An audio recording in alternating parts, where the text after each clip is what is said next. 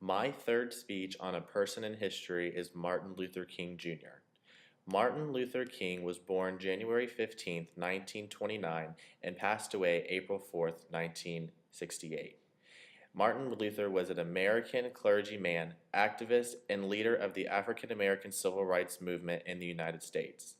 Many of us know Martin Luther King for the infamous speech that he gave, I Have a Dream, that expanded American values and included the vision of a color blinding society. The Baptist minister King became a civil rights activist early in his career.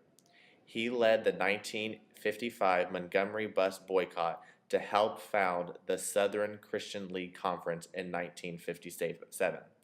Martin Luther King Jr. was born in Atlanta, Georgia, the middle child of Reverend Martin Luther King Sr. and Alberta Williams King. King's father was born Michael King, and Martin Luther King Jr. was originally named Michael King Jr. until the family traveled to Europe in 1934 and visited Germany. His father soon changed both of their names to Martin Luther in honor of a German leader, Martin Luther.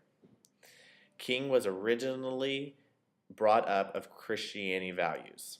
Growing up in Atlanta, King attended the Booker Washington High School. As a student, he skipped both 9th and 10th grade and entered college at age 15 without formally graduating from high school. In 1948, he graduated from Monroe House with a Bachelor of Arts degree in sociology. The civil rights leader and educator Howard Thurman was an early influence on King.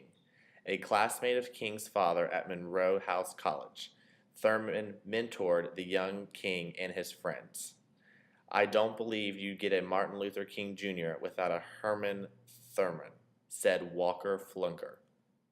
This is why I have picked Martin Luther King as my historian throughout history.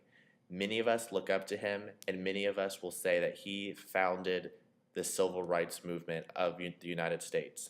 His infamous speech, I Have a Dream, has become a national follow speech that everyone knows, listens to, and respects.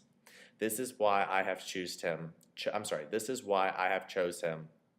as my historian speech. King represented the SCLC and was among the leaders of the so-called Big Six civil rights organizations. In March 1963, Martin Luther King led a march with Malcolm X. However, in 1966, after several successes in the South, King and others in the civil rights organization tried to spread the movement to the North, with Chicago as its first destination. King and Ralph, both from a middle class, moved into the slums of North Lauding on the west side of Chicago as an educational experience to demonstrate their support of the empathy of the poor. In need of the movement for radical change grew, several large marches were planned and executed, including those in the following neighborhoods: Jefferson Park, Evergreen, and Gage Park, among others.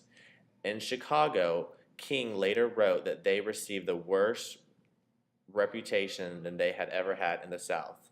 The marches were met by throwing bottles and screaming riot people.